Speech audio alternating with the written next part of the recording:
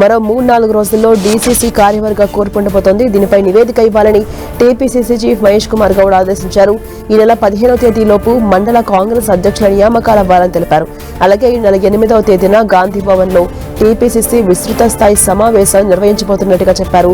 ఉపాధి హామీ పథకంలో గాంధీ పేరు తొలగించడంపై దేశవ్యాప్తంగా నిరసనలు చేపట్టాలని పిలుపునిచ్చారు. జిల్లా కాంగ్రెస్ కమిటీ కార్యవర్గం కోసం అధికార పార్టీలో కసరత్తు మొదలైంది. ఇటీవల పార్టీ జిల్లా అధ్యక్షులు అధిష్టానం ప్రకటించిన కార్యవర్గం ఏర్పాటు చేయలేదు. ఈ నేపథ్యంలో డీసీసీ కార్యవర్గం కూర్పులో తమకు అవకాశాలు దక్కుతాయని ఆశిస్తున్న వారు పార్టీ నిర్ణయంపై ఉత్కంఠగా ఎదురుచూస్తున్నారు. అయితే కాంగ్రెస్ జిల్లా కార్యవర్గం ఏర్పాటు విషయంలో గతంలోనే టీపీసీసీ మార్గదర్శకాలు కూడా జారీ చేసింది. వీటికి అనుగుణంగా మీనాక్షి నటరాజన్, టీపీసీసీ చీఫ్ మహేష్ కుమార్ గౌడ్ ఆదేశాల మేరకు పార్టీ నేతలు జిల్లాలో పర్యటించి ఆశాభాల నుంచి దరఖాస్తులు సైతం స్వీకరించారు. సంక్రాంతి పండుగ వేళ సర్కార్ వాహనదారులకు గుడ్ న్యూస్ చెప్పింది. సంక్రాంతి పండుగకు భాగ్యనగరం నుంచి సొంత ఊర్లకు వెళ్లే లక్షలాది మంది ప్రయాణికులకు ఈసారి టోల్ ప్లాజాల వద్ద నిరీక్షణ తప్పనుంది.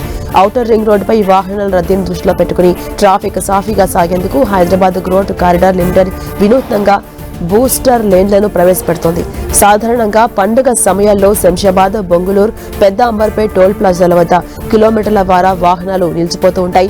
ఈ సమస్యను అధిగమించడానికి ఈ 3 ప్రధాన టోల్ ప్లాజాల వద్ద ప్రత్యేకంగా బూస్టర్ బారియర్లను ఏర్పాటు చేస్తున్నారు. దీనివల్ల ఫాస్టాగ్ ఉన్న వాహనాలు టోల్ గేట్ల వద్ద ఆగాల్సిన అవసరం లేకుండానే నేరుగా వెళ్లిపోవచ్చు. ప్రతి టోల్ ప్లాజాలో ఇందుకోసం 2 ప్రత్యేక లేన్లను కేటాయించారు. పండుగ రోజుల్లో ఓఆర్ఆర్ పై వాహనాల తాకిడి ఊహించని విధంగా ఉంటుంది. శంషాబాద్ మార్గంలో సాధారణ రోజుల్లో 35,000 వాహనాలు తిరుగుతూ ఉంటాయి. పండుగ సమయంలో కేవలం 3 గంటల వ్యవధిలోనే 1,00,000 వాహనాలు వస్తుంటాయి. పెద్ద అంబర్పేట వద్ద సాధారణంగా 20,000 వాహనాలు రాకపోకలు సాగిస్తే పండుగ వేళ ఆ సంఖ్య 90,000కు చేరుతుంటుంది. బొంగుళూరు సమీపంలో వాహనాల సంఖ్య సాధారణ రోజుల కంటే 3 రెట్లు పెరుగుతుంది. ఈ భారీ రద్దీని తట్టుకునేందుకు ప్రస్తుతం ఉన్న 12 నుంచి 15 టోల్ బూతులు సరిపోవట్లేదని గుర్తించిన అధికారులు ఈ బూస్టర్ లేన్లను ప్రయోగాత్మకంగా అమలు చేస్తున్నారు.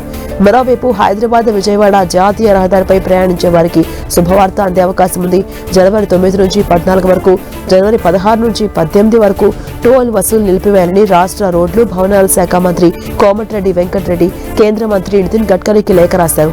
పంతంగి, కోర్లపహాడ్, చిల్లకల్లు టోల్ ప్లాజాల వద్ద వాహనాల రద్దీ విపరీతంగా ఉంటుందని, ప్రయాణికుల ఇబ్బందుల దృష్ట్యా ఉచిత ప్రయాణానికి అనుమతి ఇవ్వాలని కోరారు.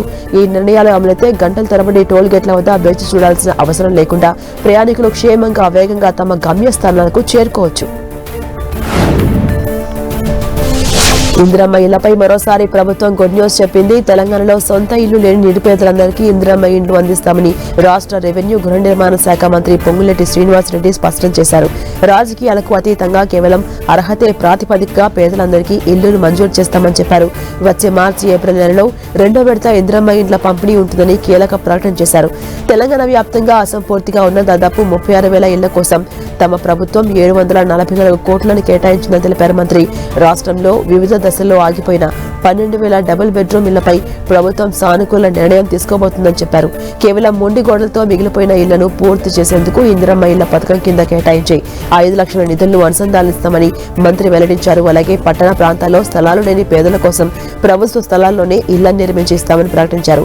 అటవీ ప్రాంతాల్లో నివసించే వారు ఎదుర్కొంటున్న ఫారెస్ట్ క్లియరెన్స్ సమస్యలను L1, L2, L3 సమస్యలను త్వరలోనే పరిష్కరిస్తామని మంత్రి హామీ ఇచ్చారు.